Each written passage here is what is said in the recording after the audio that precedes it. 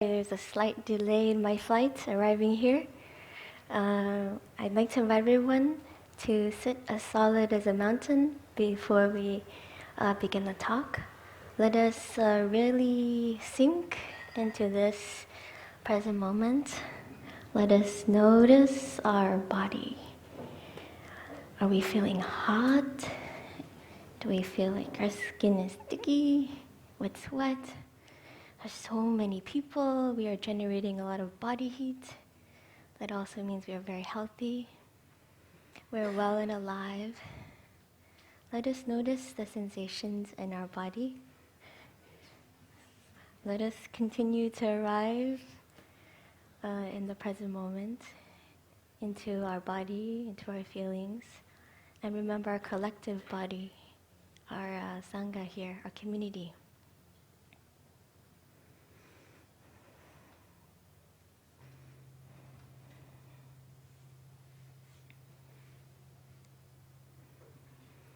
Dear Thai, dear beloved community, today is August 13th, the year 2024, and we are here in the full moon meditation hall in New Hamlet, Plum Village. We are in the 4th day of our wake up retreat, and the theme of this retreat for young adults is Peace Begins Here. I'd like to first introduce myself. My Dharma name is Sister Nghiem. It means Sister Bright-Mindedness. And because that's quite a mouthful, I tend to just go by Sister Brightness. And I actually am currently residing in Magnolia Grove Monastery in Mississippi. And it is a great joy to be here with everyone in this retreat. I would first like to ask, how many of you have been to a boulangerie in France? Can you raise your hand? Have you stepped into this world of happiness before?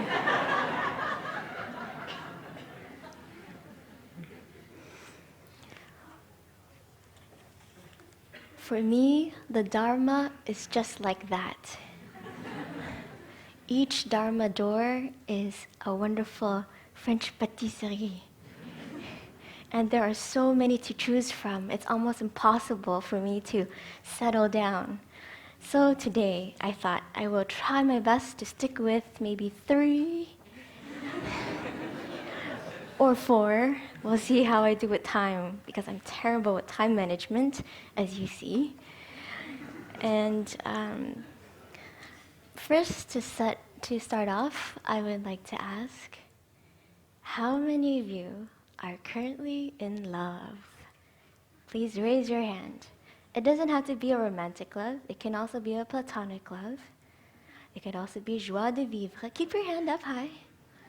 Let's not be ashamed or embarrassed. Let's be let's acknowledge this. And then now, please put your hands down. Now let us be very honest with ourselves. Why do we love this person? Do they make you feel happy? Do they acknowledge your presence? Do they see you and hear you? Are they there for you when you most need them? Do they notice what you like and then give it to you? Do they notice what you don't like and try to protect you from that? Do they support you in your hopes and dreams? Do they listen deeply to your sorrows, to your hardships?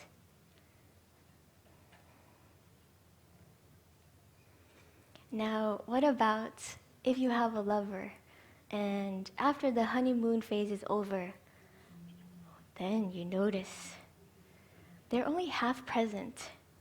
they're half running and half nodding their head and yeah, yeah, yeah, uh-huh. Or, what?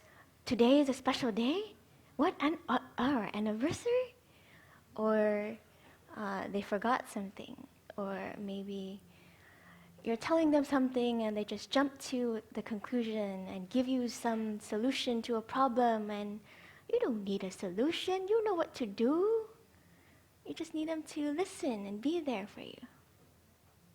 How many of you have fallen out of love? Please raise your hand. You can raise it quite high. We also fall out of love with our parents. We also fall out of love with our best friends sometimes, or our siblings. It doesn't have to be a romantic love. It can also be a platonic love. Why have we fallen out of love during these times? Is it because we notice their habit energies? We used to only see their qualities, and then now we only see their flaws and their shortcomings. So all of us, we have experienced falling in of love and falling out of love. Now, let me tell you a Dharma secret. The secret to falling in love with anybody is to notice their good seeds, to pay attention to their good seeds, and to water their good seeds. And the very obvious, perfect recipe for falling out of love is to only notice their unwholesome seeds, to only notice their shortcomings, their flaws, their habit energies that we don't like.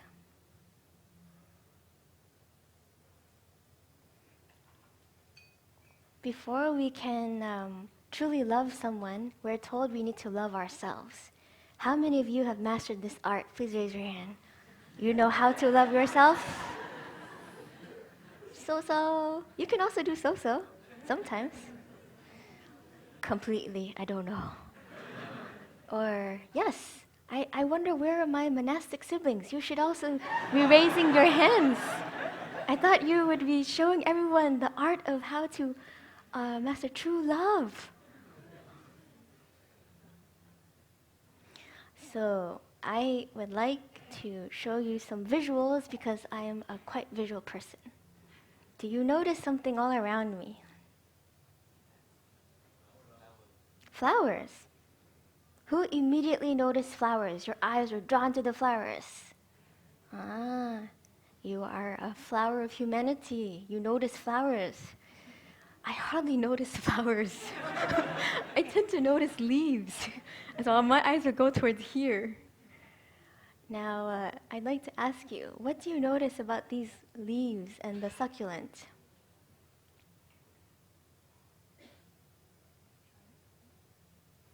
Perhaps maybe you can zoom into the succulents and the leaves here for our friends outside the hall. So, let me introduce you. This first vase here, you can see the leaves, you can see the water, the roots. It is out of water now. Do any of you have a reaction in you right away? Put it back in the water. Yes? This was my immediate reaction when I first saw this plant the other day.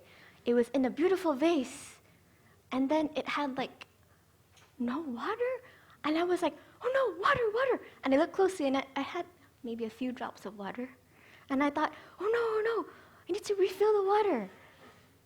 Let's put it back in so everyone can have peace of mind. Okay. Now, let's look over here. What do you notice here? Who says no water? Little water. And what else? The roots. So there are some roots that can reach the water, and there are some roots that are quite high and they don't reach the water. Like this one up here, it's just sticking up high in the air. This one here, it's just stopped here, whereas the water level is down here. And then you notice there's also a yellow leaf, right? So it's almost as if I am holding it up here, even though it is already in a vase, and technically there's a little bit of water. Now, there's also this plant. Wait, no, let's go in this example. You see, there's this plant. It does have 2 roots, but it's quite short. It can't reach down here, all the way to the bottom of this cup. So it just hangs in the air. And it's screaming for water, but we can't hear because we're not present. I don't know if I can push it down far enough. And then now, hang in there. We'll give you water soon.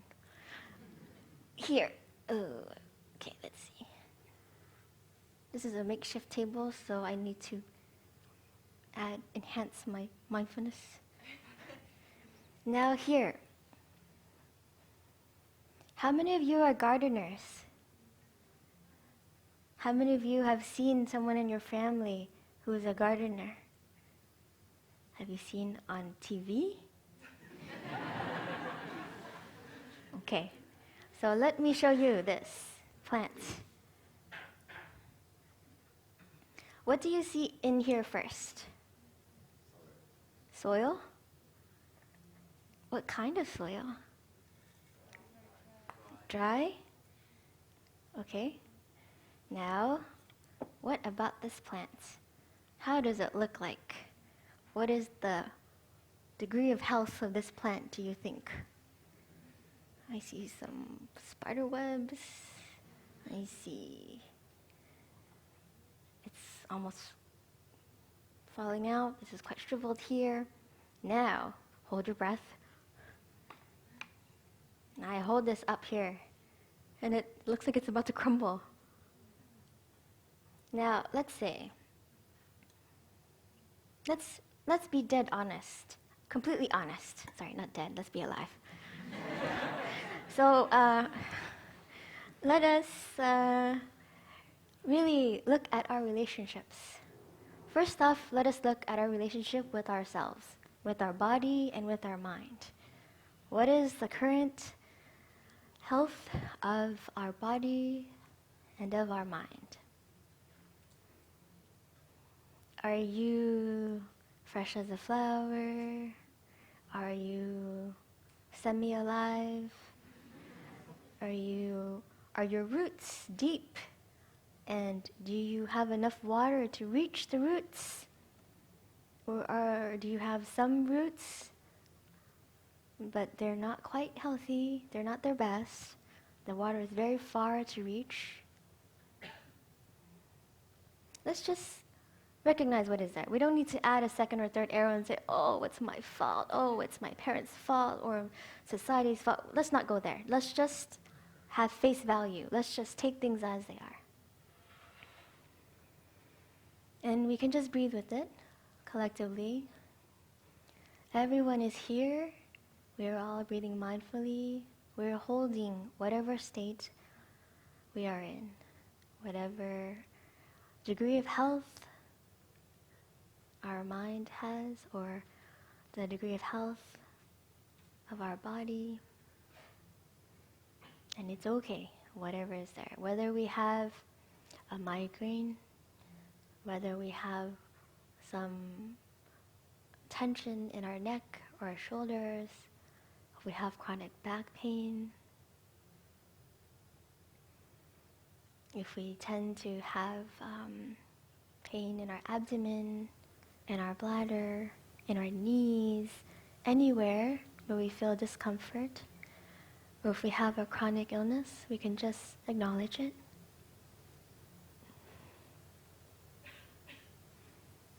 And say, it's okay.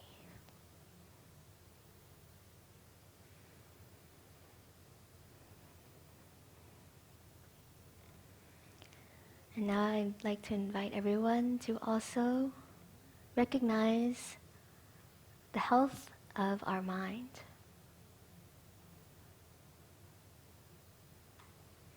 Do we have a fearful mind,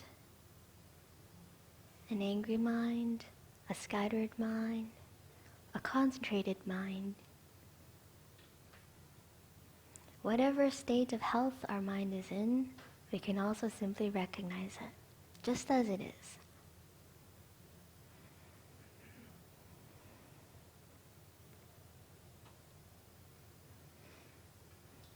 And then now, I would like to ask you to open your eyes again if they are closed.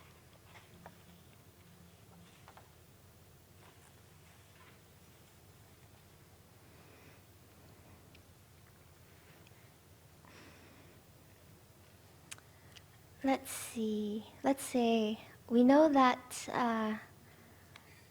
this is dry, and we know we should water it. But how many of you have the habit of remembering something very well in the beginning when you start something, and then gradually we become less diligent and less attentive to it? How many of you have houseplants? In the beginning, when you first buy, you're so excited. My little baby, oh, you're so happy when it has new sprouts, new leaves, or flowers, or blooms. And then gradually, oh, I'm very busy. Okay, got one more email. Okay, run get the groceries, or you have to meet somebody. So we can easily allow things to get to this state of mind. And then we need to stop and then recognize what is there. And the art of meditation is to stop and to see. And after we see, we can take action. If I sit here and I say, oh, it's very dry, I see it, okay, and we just leave it, then it will never have any moist earth. But how can we bring ourselves to water it? So I would like to pause here with this example, and I would like to invite us to please close your eyes until I say, ready, please open your eyes. For now, please keep your eyes closed.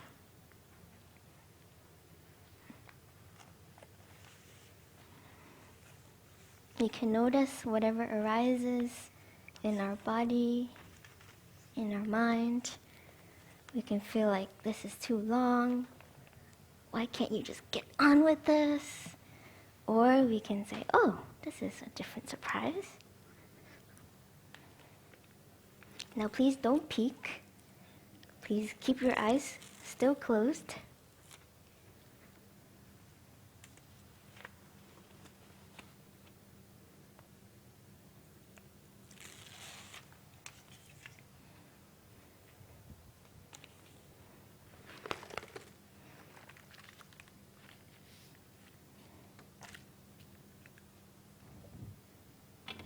Almost there. Please still keep your eyes closed.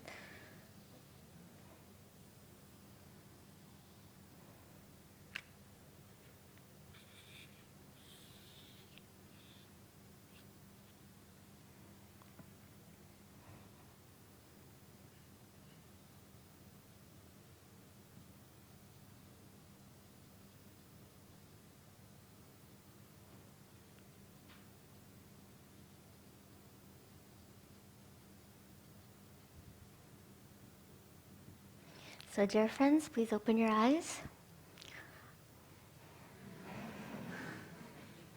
For those of you who did keep your eyes closed, voilà magique.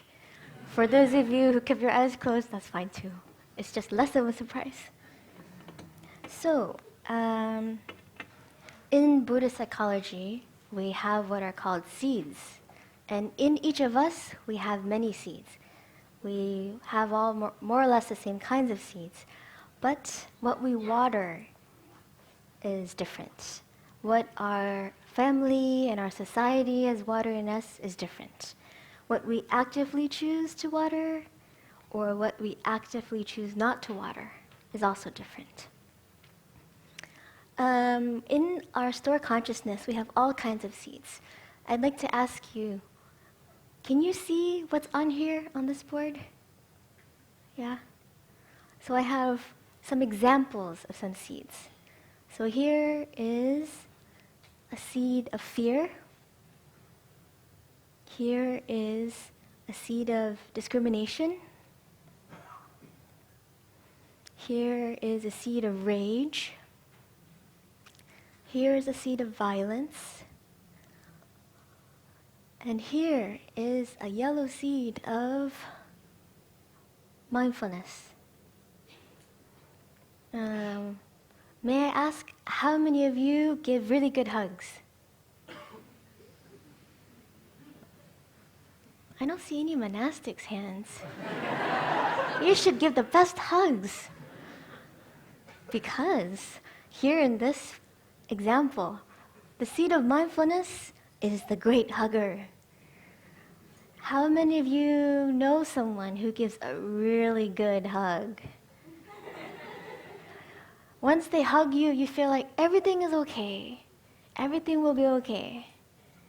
All your worries, your fears, your anxieties, you feel like you are a failure. It's all okay. I'm here for you. I got you. So in the same way, our energy of bright mindfulness that we generate as individuals and as a community and as communities, it's like offering a really good hug. A hug that can heal.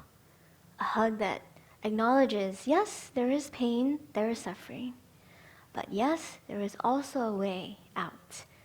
Not a way out so that we view the unpleasant things as bad, but just a more skillful way so we can still live in harmony, accept things, even if they are so-called out of our control.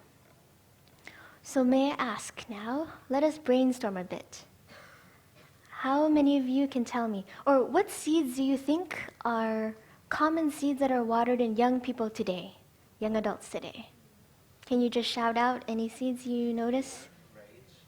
Rage. Maybe something that's not already on here. And also, it doesn't have to all be negative. It can also be positive. I left some empty seeds, and we can also draw some more seeds. Sorry? Impulsivity. Okay. Let's just acknowledge that because I take a long time to write. This is why I try to pre-do this. Impulsivity, yes. Insecurity, yes. Anxiety, yes. Loneliness, curiosity, empathy, okay. Justice, tolerance, and creativity. Change. Racism, was that at the same time or something different here? Consumerism. Sorry? Revenge. Yes, vengeance. Sorry,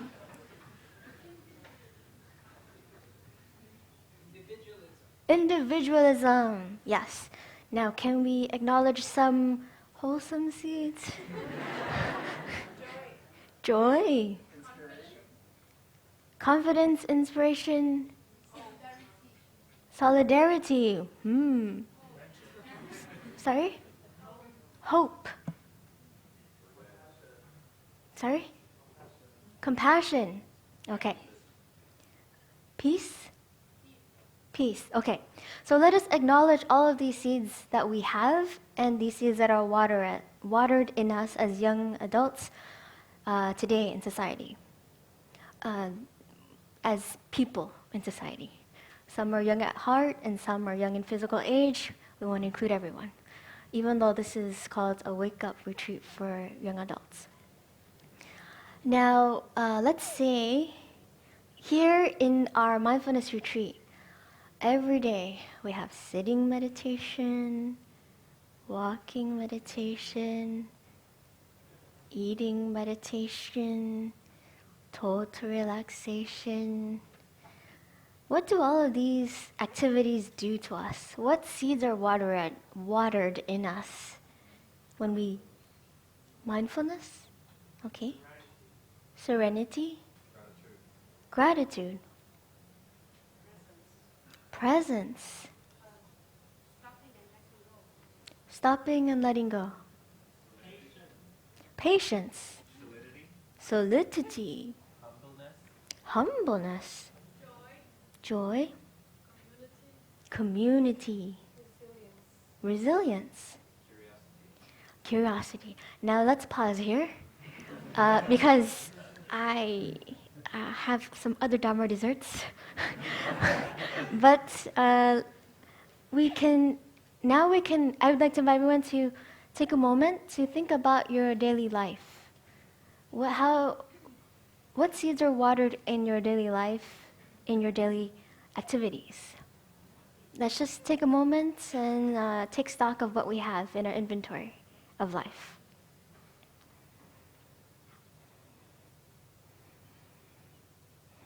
And then now let us go take another step and let us think about our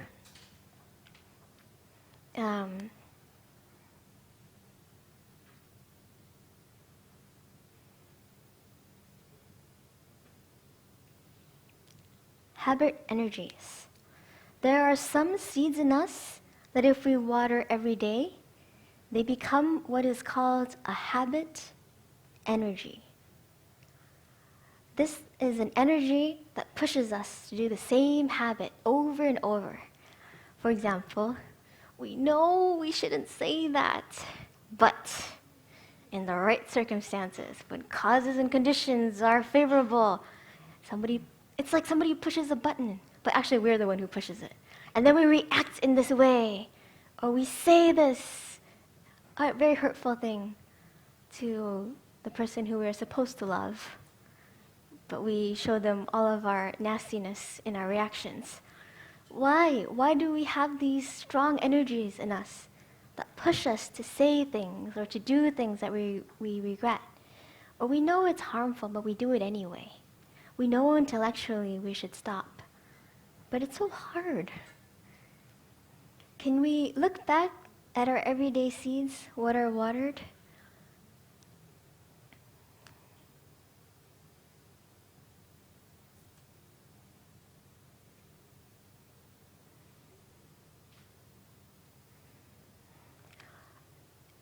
Can we see what is most predominant in us?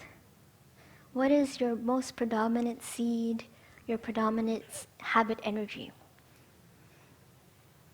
My habit energy is always being tardy. Some of you may think that, oh, well, that's a small thing, but some of you may have a strong reaction because it's something we can be offended by, right? But everyone has been conditioned in our different environments. For some, time is relative. It's like a rubber band. Yeah, come now, come later. But some, it's like, no, this is the time. And there's no good or bad. It's just what were we brought up with. What did our culture teach us? What is everyone around us doing? So what about other habit energies? How many of you know a very angry person that nobody wants to be around? Now, how many of you know a complainer? All they do is complain all day. Everything. You can complain about any little thing. I don't like that leaf. I don't like that flower. Or, why did she look at me like that? Why did he say that to me? Oh, so rude. So we can be offended by any little thing. How many of you know someone who is pessimistic, who always thinks negatively? Every turn of the way, no matter what you say or do, they will say, no, but this, no. Always an excuse, right? Now, how many of you know someone who is always anxious? This can include yourself. We don't have to always think about other people. It also can include yourself, right? How many of you know someone who is very greedy, very selfish? They only think about themselves and their needs and their wants, and they can leave you hanging, and you can never really depend on them because if something else comes better, they will drop you. So what about somebody who's very generous? Do you know someone who's generous and always offers their time and energy and a listening ear? If you ask them to do something, you can be guaranteed they're very reliable. So everybody has a temperament or habit energy because certain seeds were watered in us. So let's say if you were a child, how many of you remember when you were little and you had to go to the bathroom really badly, but you were afraid to go alone? Always somebody has to take you, whether it's your mom or your dad or an older sibling or cousin, somebody else has to take you. Did anybody experience that when you were little? Okay. Some of us had less fear. Some of us had more fear. What about who was afraid of the dark when you were little? Okay. Were you raised to be afraid of boogeymen or strangers or? Okay. So different seeds were watered in us, and sometimes we were more fearful of this or more fearful of that. Now, how many of you have ever been at a recital or a play, a school play, and you're up on stage and you look down into the audience and you look for your mom or your dad or someone familiar, a friend? Okay. So, I sometimes like to refer to the energy of mindfulness as mama mindfulness. Some of us have a really good relationship with our moms. Some of us don't have a good relationship with our moms. Some of us sometimes have a good relationship, sometimes not. Some of us may not even know our moms. However, mama mindfulness is very special. Because whether or not you had a direct experience of a mother figure with unconditional love, you can always think of Mother Earth as your mother, because actually that's where we all came from. That's our general shared mother. So when we speak of mama mindfulness, don't feel left out. Everyone is included. Everyone has experienced some kind of love, unconditional love in some form or way. And this energy of mindfulness we can generate ourselves. So when mama mindfulness is there, how many of you, when you were little, anytime something happened, you always looked up and looked for your mom or your dad? You fell, Mom! You're hungry, Mom! You forgot to do your homework and you don't know what to do now, Mom! Did any of you immediately resort to your mom? Everything, you start crying and Mom. Did any of you do that with your dad? I fell, I scraped my knee, Dad! Or you need something, just dad, because maybe that's all you had. You just grew up with your dad. Or you can also replace the word mom or dad with your guardian or with whoever you grew up with. So in the same way, no matter what seeds we have, no matter what predominant seeds we have, whenever they show up and we're not quite ready for them or we don't quite like them, don't worry, mama mindfulness is there. And you can also say papa mindfulness, or you can even say grandma mindfulness or grandpa mindfulness, or you can replace this figure as you like, whatever is appropriate for you. But for now, just for an example, we just say mama mindfulness because it kind of sounds cool with Eminem. Mama mindfulness. So let's say the seed of fear in us was watered when we were little. Let's say that it was watered in us so much that our reaction is always based on fear now. Does anybody know how these two are related? Fear and discrimination? When you have fear, it's fear of the unknown, right? Discrimination usually is because you notice something different. So let's venture over here.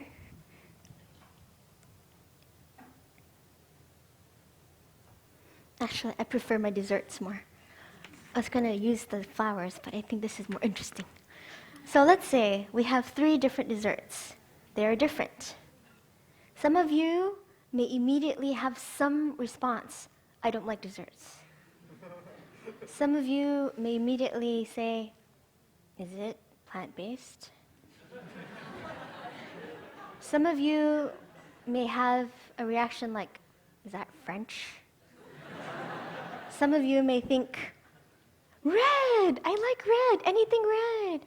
Some of you may be like, red, too much. I don't like. Some of you who have tasted them, your old memories are conjured. And you remember, when I was little I had that. Or, when just the other day. And some of you may say, sugar, too much. I don't like. So we all have different reactions that come up in us. But immediately the first thing we notice is that they are all different, right? Or maybe some of you didn't give rise to that and you just thought, desserts. So it really depends. But if from a young age you were always told to notice anything that is different and then to not like it, if that has become a habit energy, then we are watering that fear in us. We are watering that seed of discrimination in us. When I was little, I remember one time I was playing with some kids in the neighborhood. And as we were playing, this girl told me, we can't be friends. And I said, why? And she said, because you're Buddhist. And I was like, so? And then she was like, well, my parents said, you're Buddhist and I'm not, so we can't play. And I was very confused. And I said, let me go home and ask my dad. So I ran home and I asked my dad, I was like, Dad, the girl in from the house, she said that we can't be friends because she's Christian and I'm Buddhist. Is it true? And my dad said, no. So I went back and I told her, my dad said we can still play. But you can see how, even though my neighbor was a kid and I was a kid, we were both little girls, but different seeds were watered in us right when we were little. My dad watered the seed of inclusiveness. So what if we have different religions? Big deal. But her seed of discrimination was watered from very early on. We only play with Christians. So why? Because we don't know any other comfort zone. This is what we know, and this is it. Maybe in the past, there's been some trauma that we don't know about that has led up to this. But for now, we just acknowledge they're all related. For me, when I give rise to anger, or I don't give rise, but when anger is provoked in me, I realize immediately, I am angry. I am full of rage and irritation and frustration. Because I don't understand. How could you say that or do that? Or why didn't you say that or do that? Because we have this box of ideas and things don't fit. They have to fit, but they don't fit, and they're sticking their leg and their arm out. And it's like, why?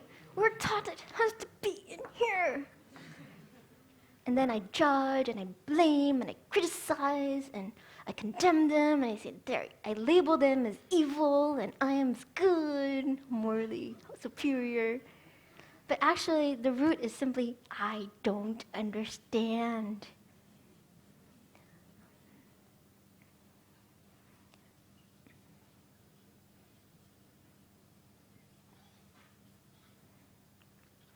And when I don't understand, then I suffer.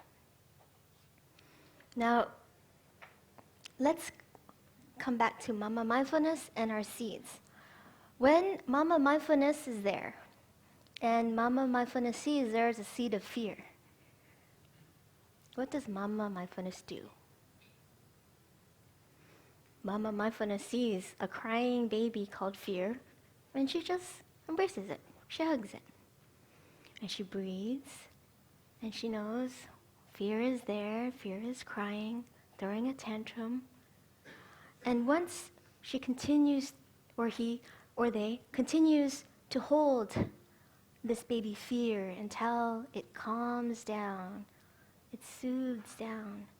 Then Mama Mindfulness can see the root of fear.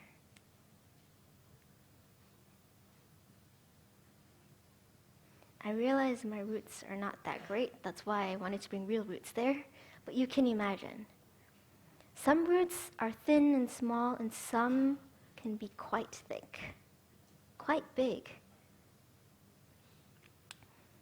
So when we recognize, we accept, and we embrace, then we can look deeply and see the roots, and then we can arrive at understanding. We also call this insight.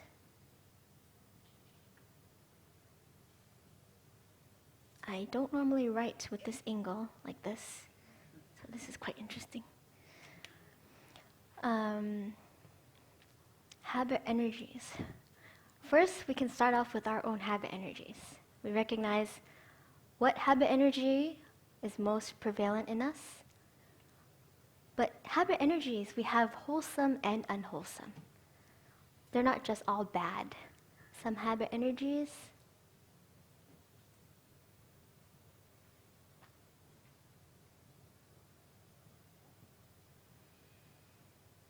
some we want to transform, some we don't. We want to continue to cultivate. Now let me ask you, when you think of your mom or your dad or your guardian, what comes to mind? Do you immediately think of an unwholesome habit energy they have that annoys you? Or do you immediately think of a wholesome habit energy that you really enjoy and you're grateful for?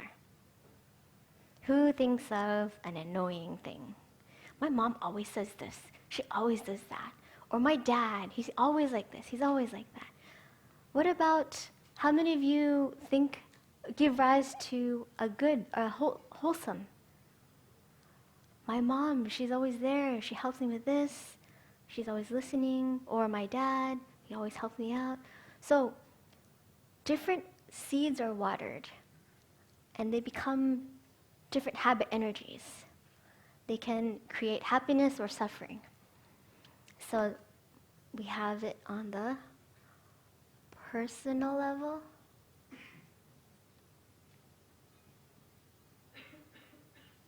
the family level,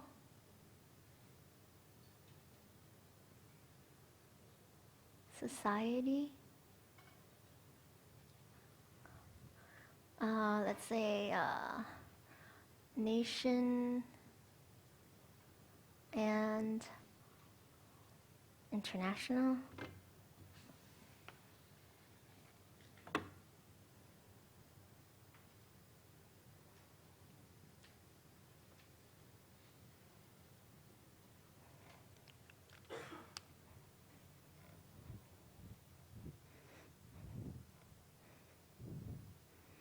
I need to check the time because I tend to go overboard.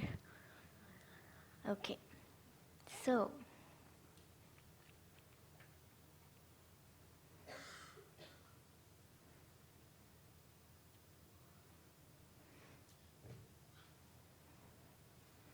I would like to invite everyone to show me your right hand. And then now, take your right hand and then look beneath your mat or your chair to see if you have a magic wand and a magic Dharma instrument that can help us.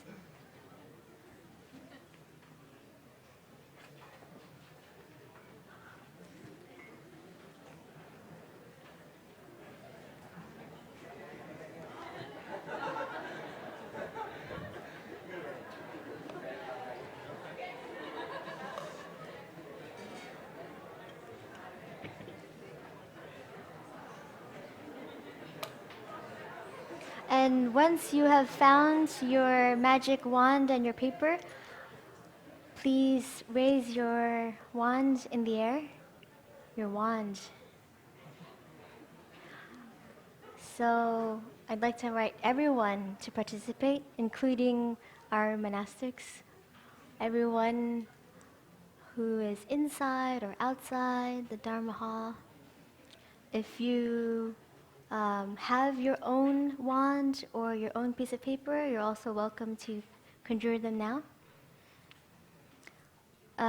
This is actually a Dharma door that our teacher, Tai, has transmitted to us. He was a famous writer and poet, and he would often give us writing assignments. Don't worry, this is not a writing assignment in that sense, but this is an invitation for us. When we write something down, it can help us to just call things by its name, to just acknowledge at face value. And sometimes writing can, aside from clearing our mind from confusion, it can also help us arrive at real insight. Insight or wisdom is something that can liberate us from our blocks of suffering. It's not a knowing up here in the brain, in the head. It's not a heady knowledge, an intellectual knowledge, but it's a knowing that can help us, a realization, an understanding that can help us to see through our suffering and to transform our suffering. So, I would like to invite everyone to first close your eyes. Let us really establish our body and mind in this present moment.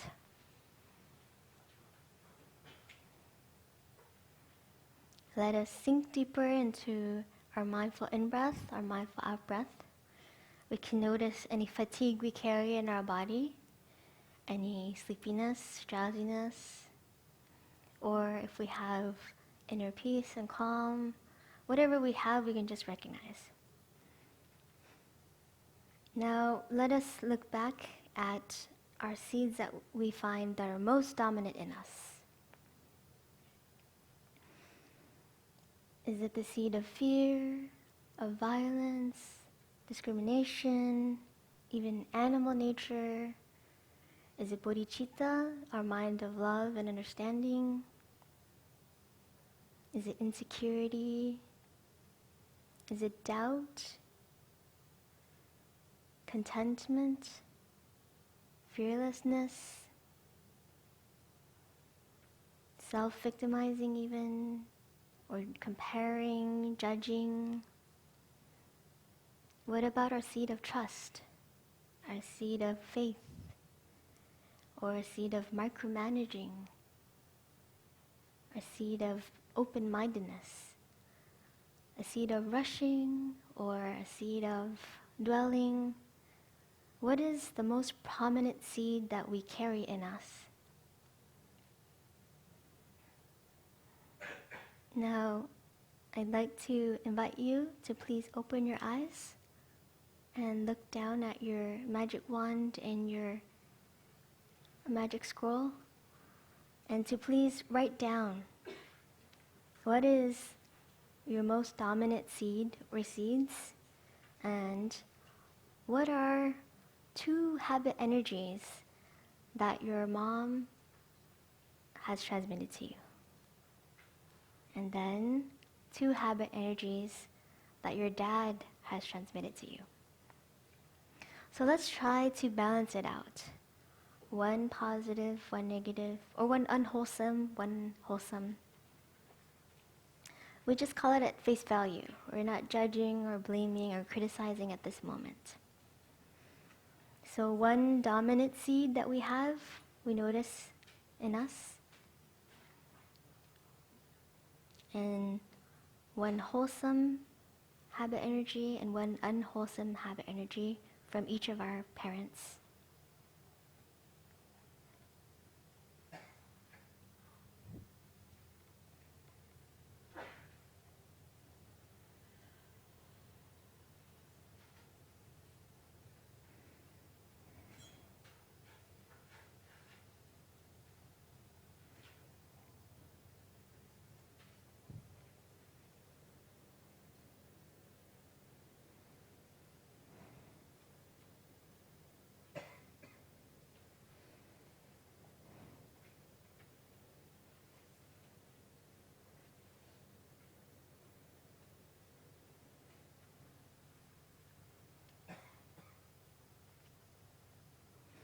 When you're done, you can raise your wand up in the air so I know that you're done.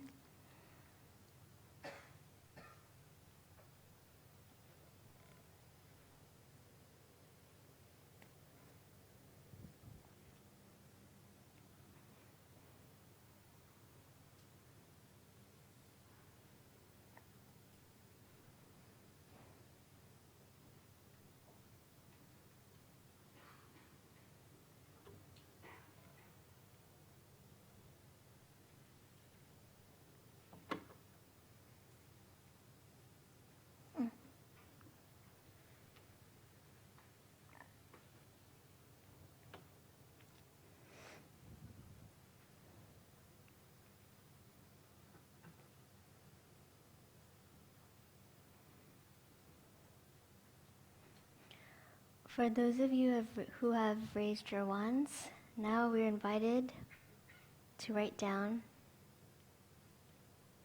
4 more things. I hope you have space. First question is, what is your greatest fear?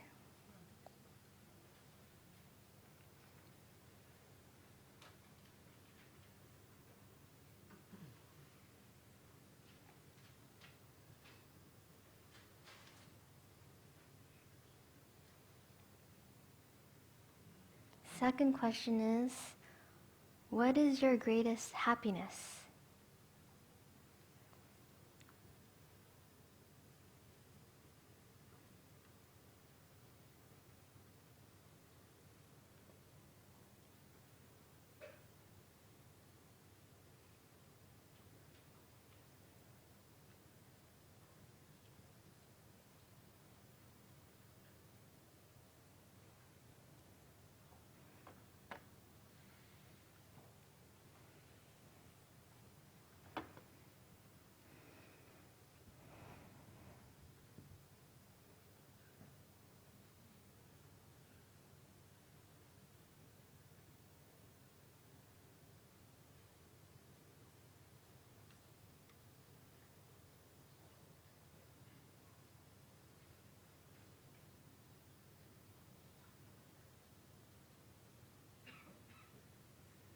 First question is, what is your greatest fear? Second question is, what is your greatest happiness? And the third question is, what seed or habit energy do you want to transform most?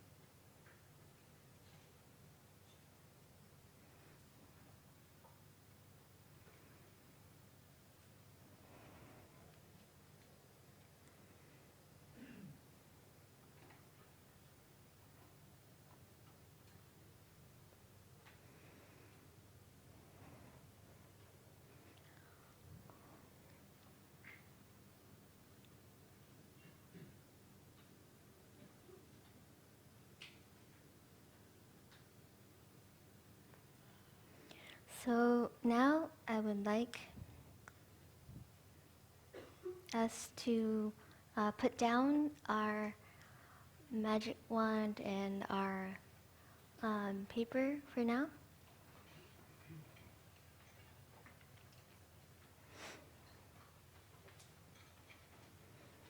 And then now I'd like us to return back to this example here.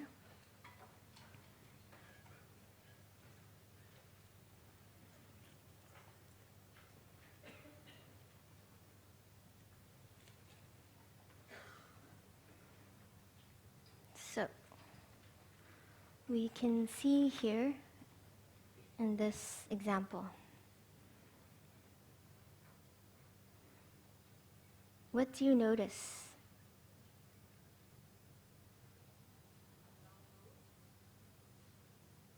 Long roots. Long roots? Yeah?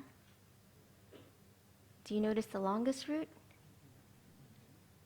We also have some with a very short root as well, but they're so entangled it's kind of hard to see. This has a shorter root here. Now I'd like to invite everyone to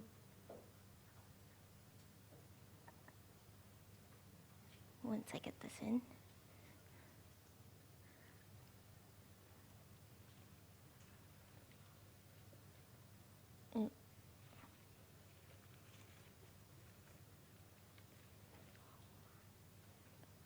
So now look here.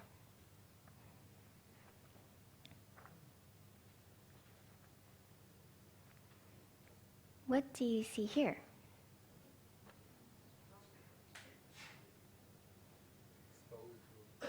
Exposed roots, okay. Big tree roots. Okay. Now let me ask you. Who has tripped over a root before?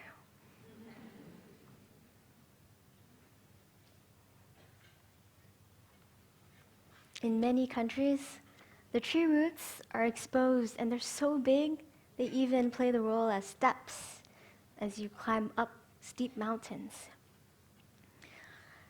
Now let me ask you, who are your roots? How many of you have tripped over your roots at home? Yeah. My mom, my dad, they are my closest roots. How many of you have a very good relationship with your mom? Please raise your hand. You can raise it higher. Now, how many of you have a good relationship with your dad? How many of you don't have a good relationship with one of your parents or both? Okay. We are just like these plants here. We have roots. Some of our roots are shorter, some of them are longer. Some of us can reach our water and some of us cannot. When we cannot, then we can shrivel up. Our roots can shrivel up. We lose the connection. We can dry up. And then some of us, maybe if we water a little bit, we can replenish the roots and we can continue our connection. How many of you are very connected to not just your blood roots, your family as your blood roots, as your roots in your blood family, but also your land ancestors? How many of you know your land ancestors very well? Anyone? How many of you have a very good connection with your spiritual roots? Well, that's good. I see someone asked the hands. That's a relief. How many of you know what Sunday originally was for? A day of rest. And maybe a day to replenish our spiritual roots in some way or form. So, let us really take a moment to see, do we have healthy roots or do we have rotten roots? And just acknowledge where we are and what kinds of roots we have. Ideally, we think that roots need to be deep in the earth, covered if possible. But these roots defy what we normally expect. Even though they are exposed, they are very solid and strong. And even though we may have some rotten roots, doesn't that speak all the more of how mighty we are that we have survived? So let us not blame our roots or hate our roots, even if we don't agree with our roots.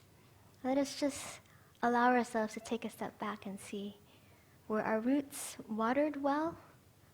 Were they overwatered? Were they not watered?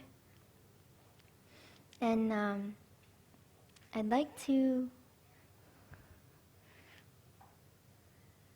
invite us to take a leap into a teaching called interbeing. Has anyone ever heard of this word before? Can you find it in the dictionary somewhere? You know why? Because our teacher came up with this word. Let's see. Who knows your primary colors well? Please raise your hand. Primary colors. If we have, let's say, red. We have this color red. I don't have a red pen, so let's use our imagination. And then let's say I have this color. This is yellow. What color is this in the middle? Orange, okay. If I take away this yellow, can orange still be there? What if I take away red? I don't like this red anymore. I want to take it out of orange. Will it still be yellow? No. What about this pen here? This is an example our teacher used to give. I think to help us stay awake during the talk.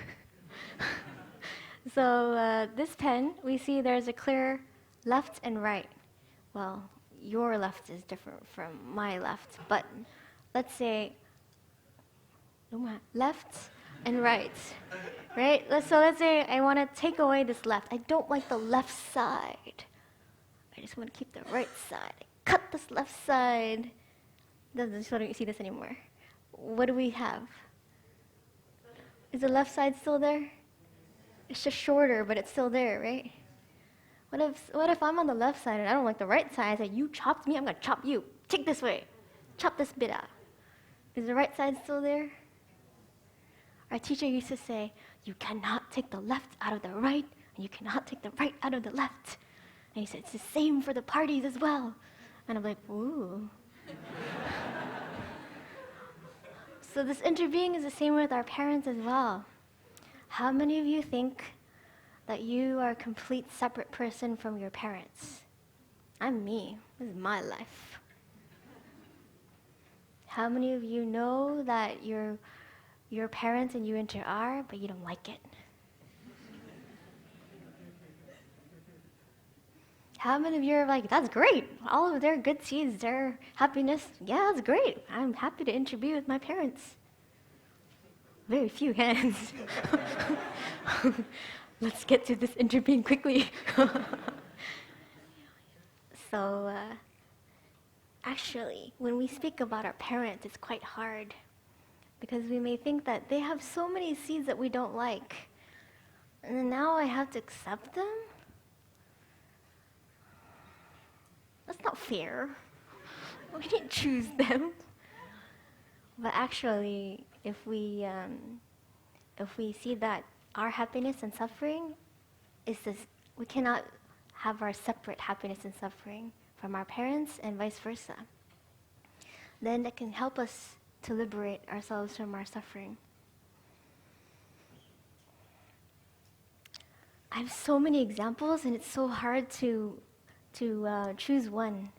But let me ask you, how many of you know either your own situation or your friends?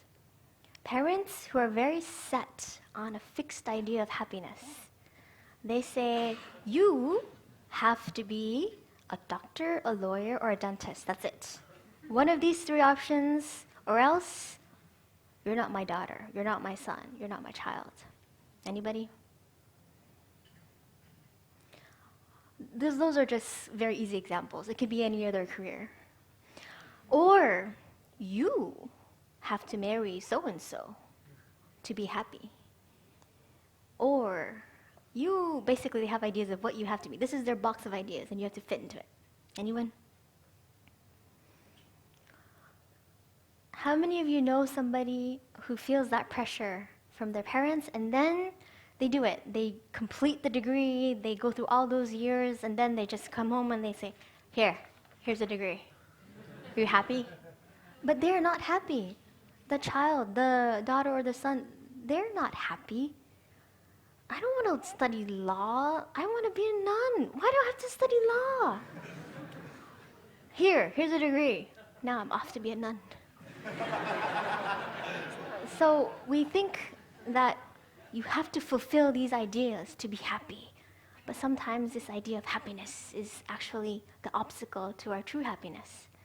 And sometimes our parents are very fixed on an idea. You have to, and then we fight back. We say, no, I don't have to. Why do you want to imprison me? But if we practice listening deeply, we can see their seed of fear is the underlying foundation of everything they say and do. So when they say, you have to have that career, it's because their fear. Parents may have an idea that there is a financial safety, and that career equals financial safety. So that's their fear talking. So if we listen deeply, and if we can hear that, then we don't have to fight back, we don't have to argue, we can just acknowledge, that is your fear, okay. And then, but to get to there, we have to finish our bit first here. If we are unable to listen deeply to ourselves, no way can we listen to our parents. Then something will be triggered in us and we will react, and then we have an argument. Why is that? We are very caught in ideas of right and wrong. We become self-righteous and we think, Mom, you're wrong, I'm right. Or Dad, you're wrong, I'm right. Or the parents, you're wrong, I'm right. I know better, I've been around longer than you have. So when we are caught in these ideas of right and wrong, then we can't hear what's the underlying foundation, what seeds have been watered to bring us to say or do things. When we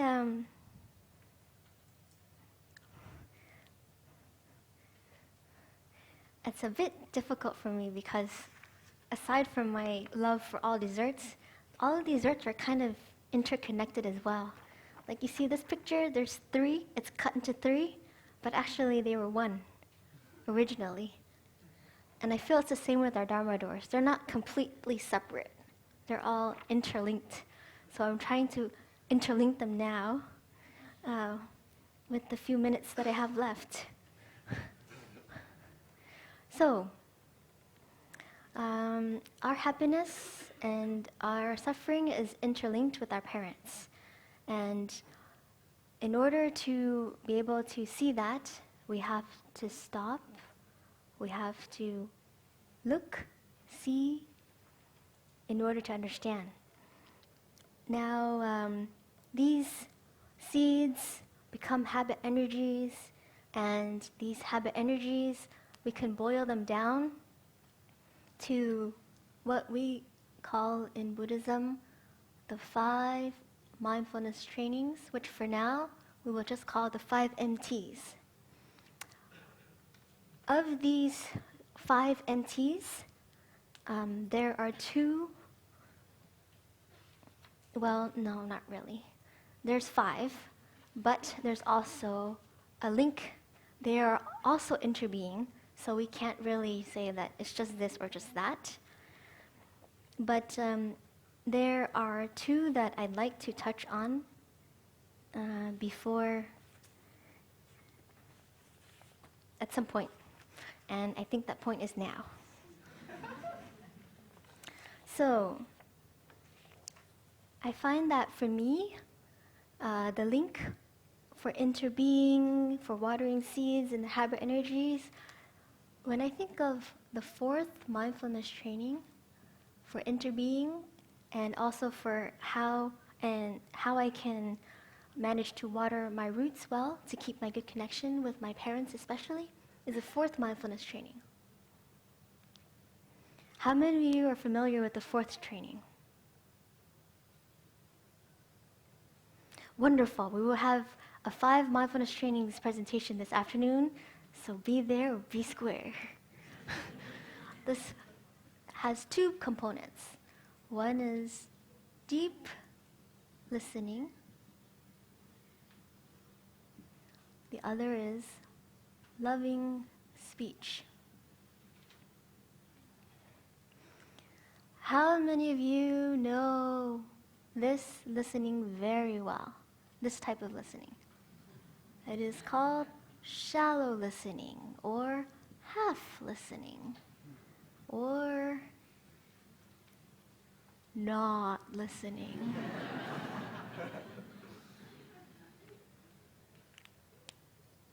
How many of you have a friend that's such a good listener? They just sit there, they're completely present, no matter how much you complain or blame or rage on, they're venting, they're just there, acknowledging your pain, your suffering. And then you feel a relief after. Does anyone feel that? If not, find your nearest monastic. Not me, my monastics. Okay. So this listening,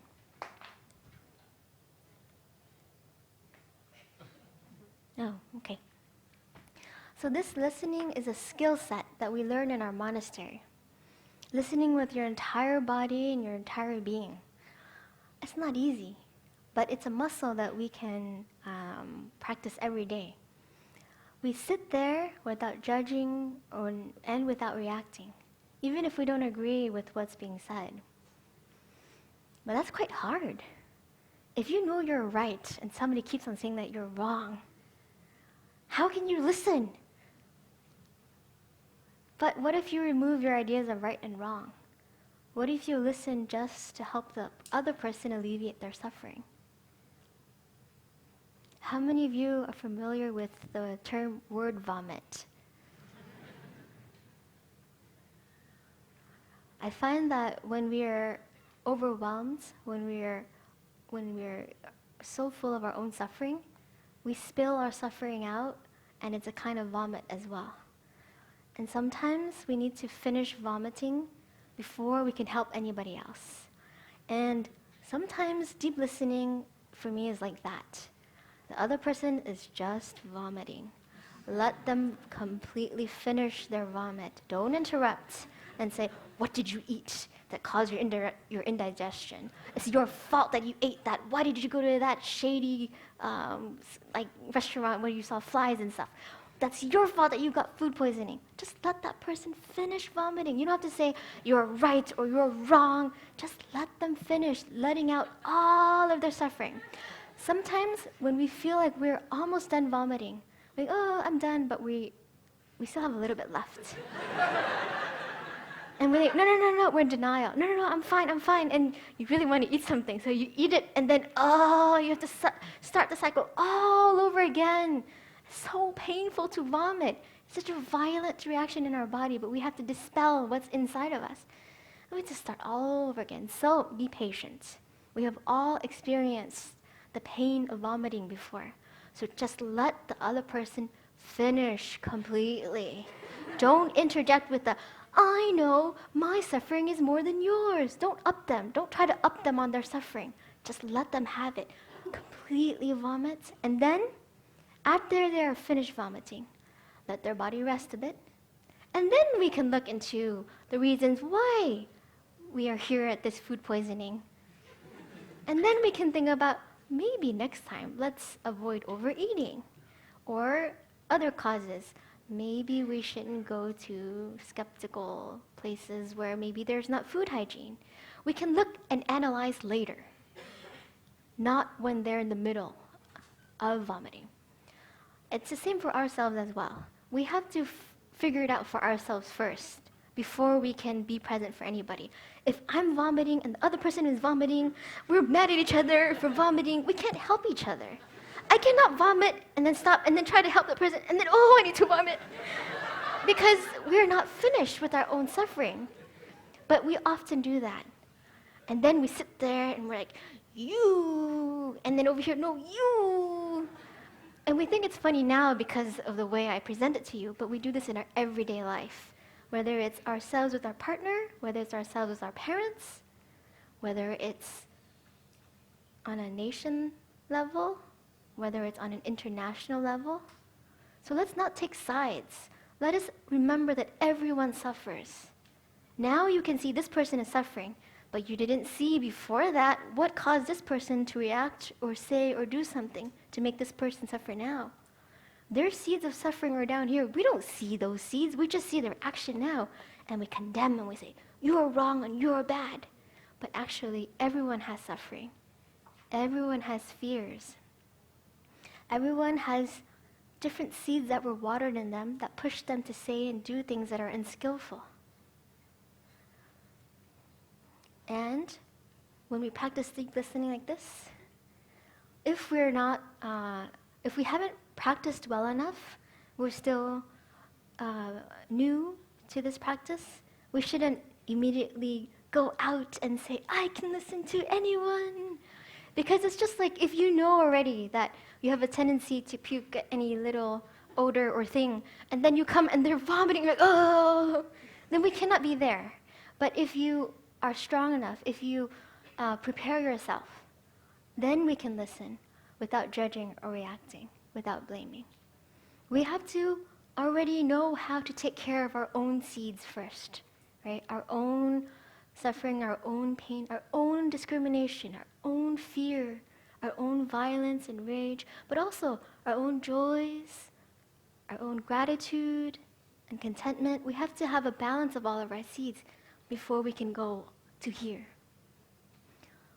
And for loving speech, I find that it's easy to think that, oh, I can be nice to other people and offer them flowery words, but that's not the case.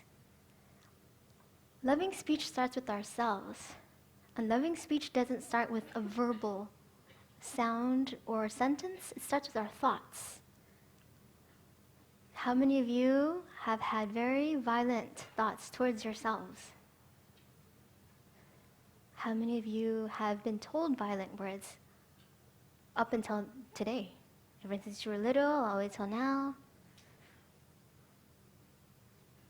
How many of you have thought you were worthless, stupid? We have a lot of negative things that were watered in us, and our thoughts will become a habit. Our negative thinking becomes a habit energy.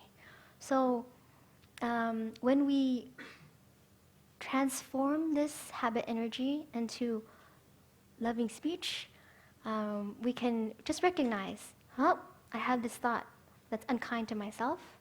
Huh? I see you. But you're not going to pull my leg or pull my sleeve away. For example, if there's a child that waltzes into this room and says, sister, and pulls her sleeve, I want to eat ice cream. She can say, sure. Or she can say, not now. Sit down, listen to the Dharma Talk first. So we can be that gentle and kind with our own thoughts, our own feelings, or we can do what everybody else does, shove it under the rug or suppress it. But then we will just become a volcano later, and everyone else will suffer on top of our own suffering.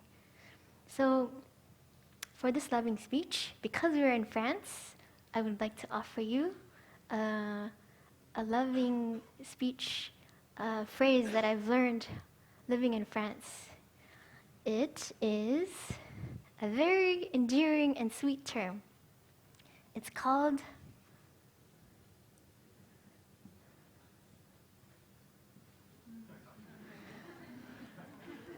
c'est pas grave.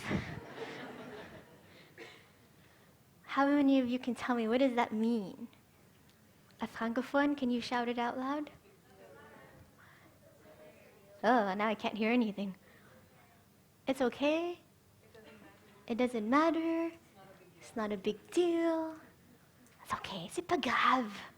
So we can say this to ourselves anytime something happens that we're like, ugh, we don't like, or we feel like, oh, I wasn't good enough, or why did I say that, or why did I do that, or when we feel this energy, just tell yourself, c'est pas grave. And you should find a French-speaking friend to say it to you. It's wonderful to hear. I have an older sister in the Dharma, Sister Nghiem, in Paris. She said her grandma used to tell her, "Oh, mon petit chou, c'est pas grave." And I was like, wow, that's so sweet. So we can tell ourselves, "Oh, mon petit chou, c'est pas grave."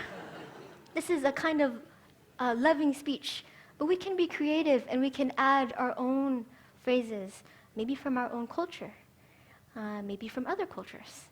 We can invent it ourselves so that we can remember to fill ourselves with love, and then our speech will naturally come out as love. Sometimes loving speech can be tricky. Some sisters or some brothers or some friends might say something that sounds very nice, but the tone is not in line with what they're saying. So let us not be tricked by flowery words. Let us make sure that our tone, our heart is filled with love before we speak. Let's see.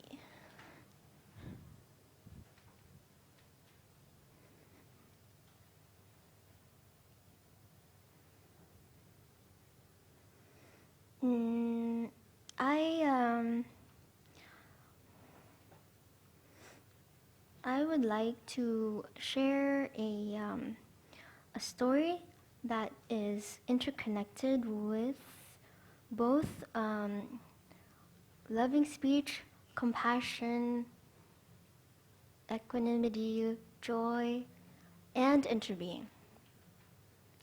It's kind of a tall order, but I will try, and I hope you can bear with me. Concerning our roots, I have many roots, and my closest physical root is my father.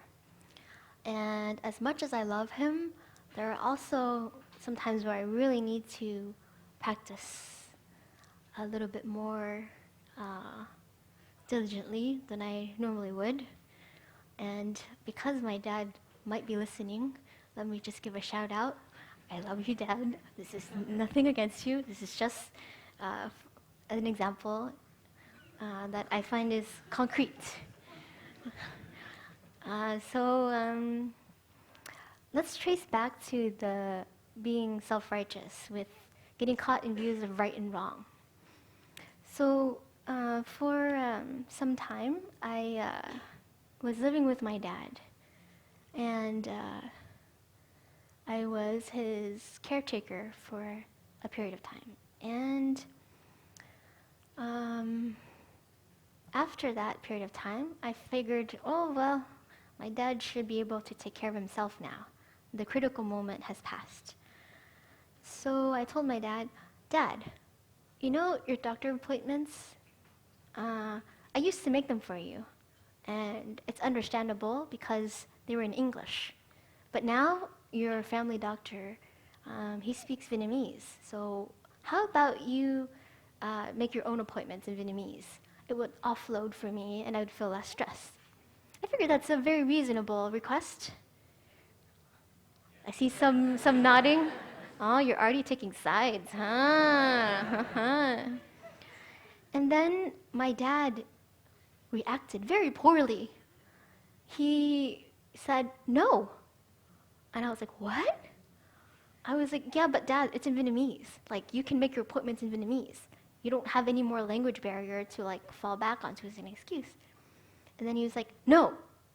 And I was like, whoa, even a stronger no. And I was like, "Dad, you're being unreasonable." And he was like, "No." And I was like, "What?" So here you can see my seed of irritation is just rising and rising because I threw my mindfulness out the door. I didn't remember. I just thought, my dad, why isn't he being reasonable? I was getting caught in this right and wrong. I'm right and my dad is wrong. And then the thing is with my dad, he's an expert at suppressing feelings. So the thing is, I then have to keep at it. Otherwise, he won't explode. And if he doesn't explode, I won't know what's going on in his mind, in his thoughts. Because my dad doesn't talk much. So I kept pushing his buttons. And then I regretted it because his reaction was, I don't want to call because I stammer. And my heart nearly broke because I realized he has so much suffering. That's his biggest insecurity. He's a man, right? You're expected to be strong and not stutter. But my dad, when he gets stressed, when he feels the spotlight is on him, he will stutter. And then he gets frustrated because he knows he's taking away somebody else's time. And he doesn't want to get in anyone's way. He doesn't want to be an inconvenience. He knows that he's aging. And he doesn't want to bother anybody.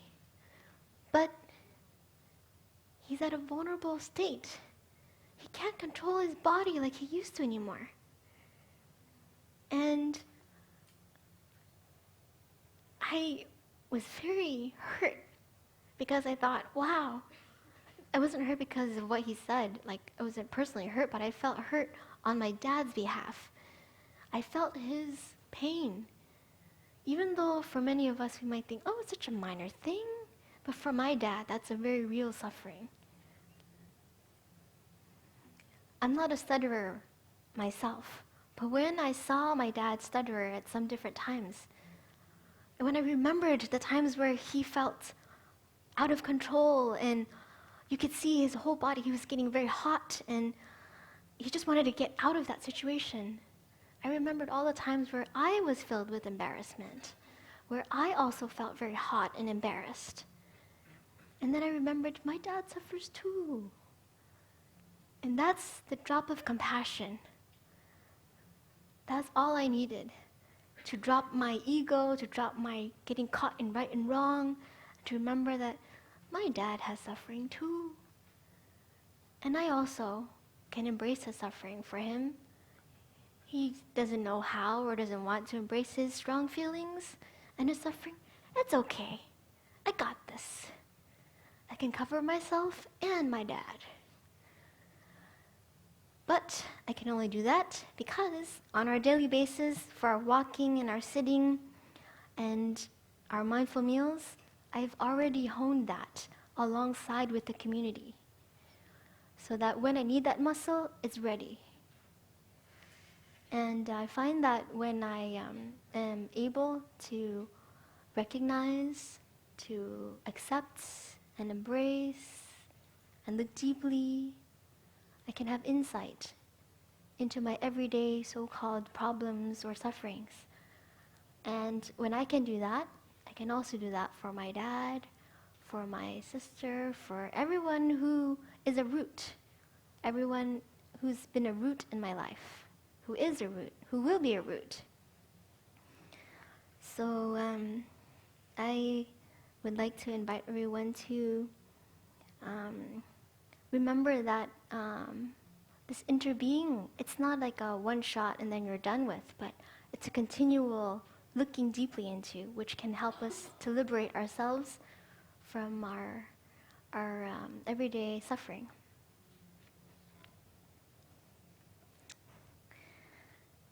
And I have 3 more points I will try to offer before I lose you all due to the long sitting that we've been having this past time. I'd like to also mention a little bit on the 3rd mindfulness training. I heard that yesterday was a very hot topic and there were 200 friends who I think overwhelmed my 2 brothers with the topic of, what was it, love and sexuality? What was it? True love? True love and sex. Okay. Hot topic, huh? So, actually this line here, it's related to the 3rd mindfulness training, but actually it can be connected to any of our mindfulness trainings. Let's see. However, this time I will write it in Vietnamese because we have many roots, and one of our roots is is from Vietnam, so I will write this. This is something that Thầy taught, and I remember, I think it was one of my first Dharma talks that I heard, and I was like, wow, nice wordplay. And this can also be your incentive to learn Vietnamese. It sounds better in Vietnamese.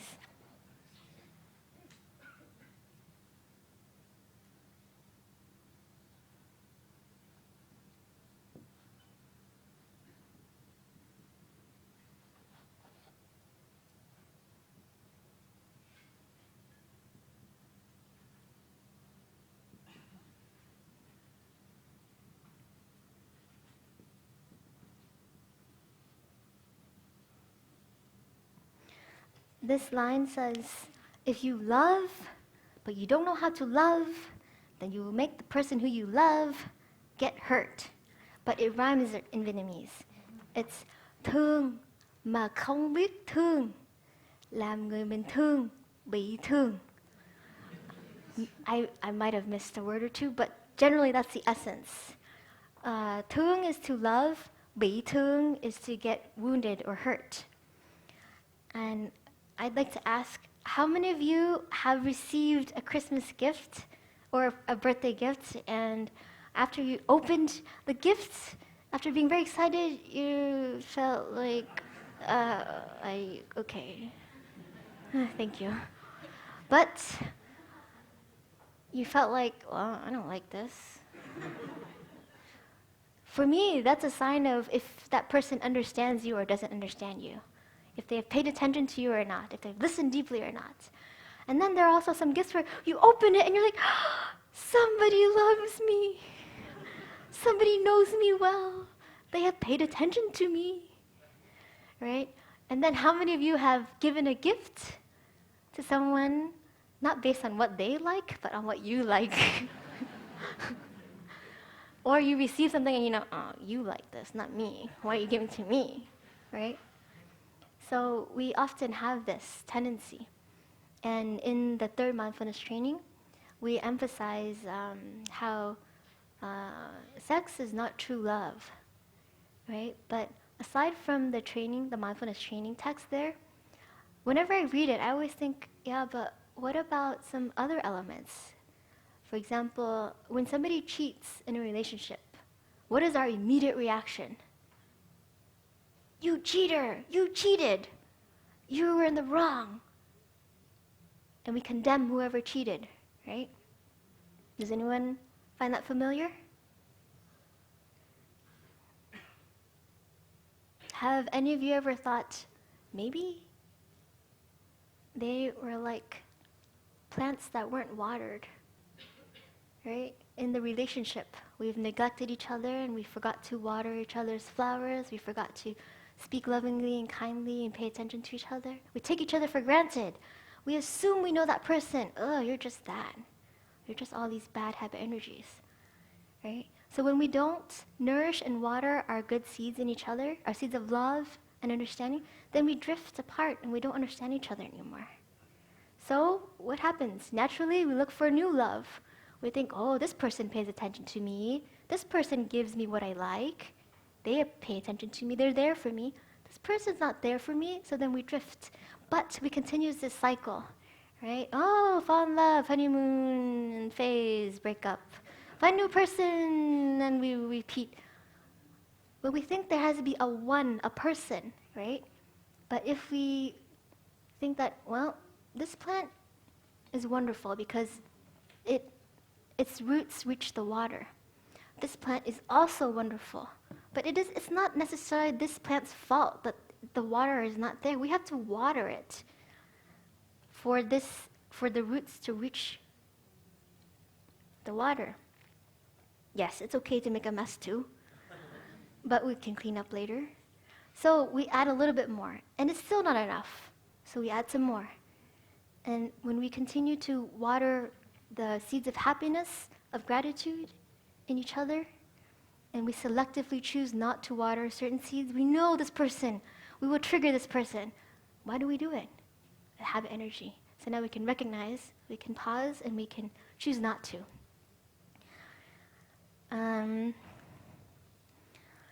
And lastly, I'd like to mention another last dessert.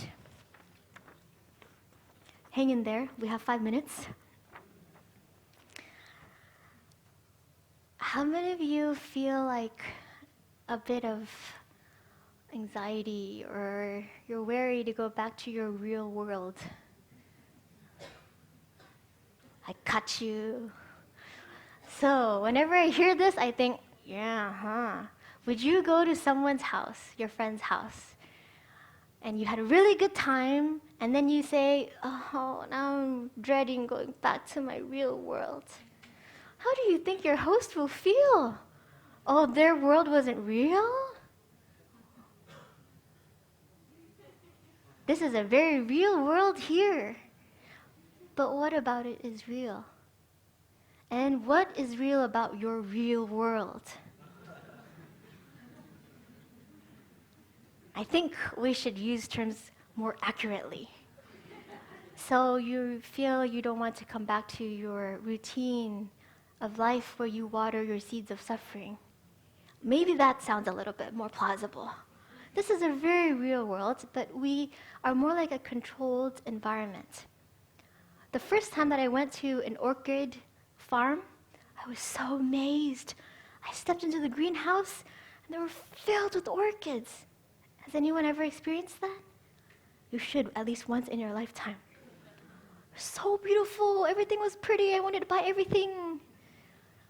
And I realized, well, it's because it's a controlled environment. It doesn't make that any less real than orchids in the rainforest or flowers elsewhere. It's just that we have already set out our mind. We want to have a controlled environment so we can produce this effectively. So in the same way, you can create your own kind of mini controlled environment at home as well. And one effective way is community. Many of us have practiced on our own, on Vipassana retreats or in other traditions, and it tends to be a solo kind of journey. But in our tradition, we emphasize community. And we often say, find a local community, whether it's in person or online. But even in your own home, you can also create community.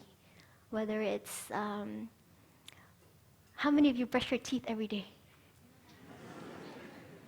Oh, some hands, very well.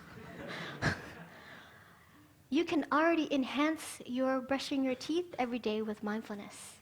No one's gonna say, hey, go to work. You can't brush your teeth, let's go. Well, maybe some, but hopefully not. Or how many of you have to eat every day? Even if it's 5 minutes or 10 minutes, those 5 or 10 minutes can be the best minutes of your life enjoying your food, right? How many of you drive? Or take the bus or the public transportation? Some kind of form of transportation. We can already use whatever we already do in our daily routine as enhancing our mindfulness. Or how many of you drink some form of caffeine in the morning? Coffee? Tea? Smoothie? Juice? Water? So that can be your moment of mindfulness. And that's a non-negotiable time where we nourish our mindfulness. Lastly, I would like to invite everyone to please write down on your paper one line before we end.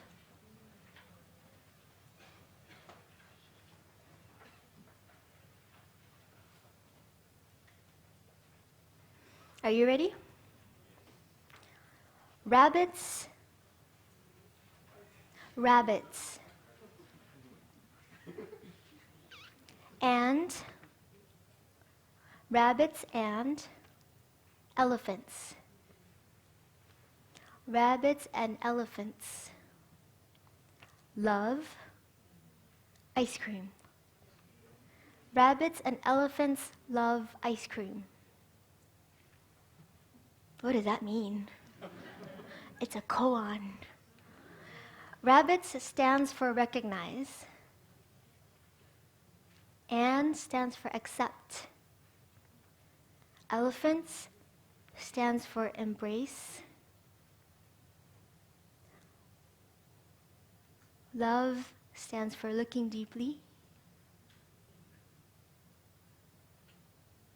Ice cream stands for insight. Recognize, accept, embrace, looking deeply, and insight.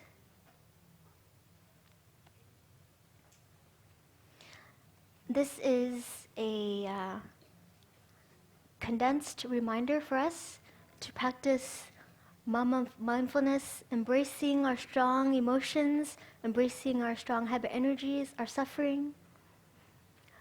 And then when we sit with our suffering, we can look deeply and arrive at insight which liberates us. And let us do this as a community. I'd like to invite everyone to please sit as solid as a mountain.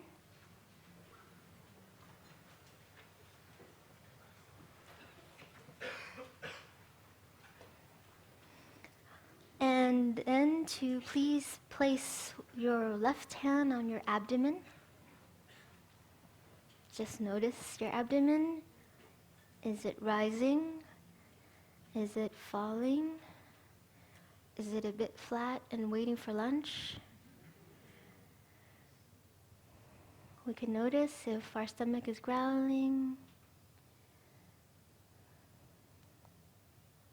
And then please place your right hand on your heart. And then also notice, is your heart beating? What is the rhythm of your heartbeat? And we can remember that we are breathing together mindfully as a community, not just here but worldwide. And together we can generate mindfulness, concentration, insight. We can offer our true presence, our healing, our joy. We can be the change we want to see together. So let us enjoy 3 mindful breaths as we listen to the sound of the bell.